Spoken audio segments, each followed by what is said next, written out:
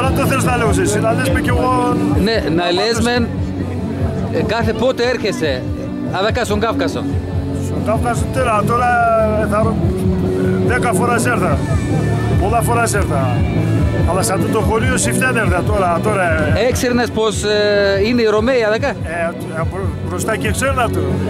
Έρθα, το πρώτο όταν έρθα, τότε μάθα και πολλά για τεμετές και τα χωρία και ξένα, καμία στο χωρίο, αδακές που ζουν τεμετέρ, Ρωμαίοι αδακές, καμία και έρθα.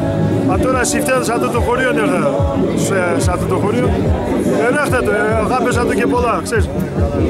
Τώρα οι Ρωμαίοι όπου και να πάνε, στον πόντο πάει έτσι, αδακές πάει, ελεύθερα στα σπίτια του και τελείς και χανεύσα το πώς δουλεύουνε και φτάνε, αγαπούνε να δουλεύουνε και να φτάνε. Να μην βάλουν το κεφάλι αυτό, πάντα το κεφάλι να έρθει μπροστά και να φτάνε τη δουλειά να του. Να, αδακές πάει, τι ζωή είναι, να πάει, ξανά πόρεσαν και πήγαν τα σπίτια του και ζουνε και καλά άμορφα. Και το μέρος ο μιας και τραπεζούνται από μιας έτσι όπως είναι. Συντραπεζούνται, ναι. Ναι, έτσι όπως είναι και ο μιας και τα ραχεία και όλα έτσι. Τα δέντρα όλα μοιάζουν με την τραπεζούντα. Οι κάτοικοι είναι ασημάτσικα, ασηματσούκα. Ξέρω, ναι, τώρα που καλάτσεψα και τη φαμίλια εκεί που είναι Ματσουκάτου. Ναι. Αυτό που χάνεψα το τέλος.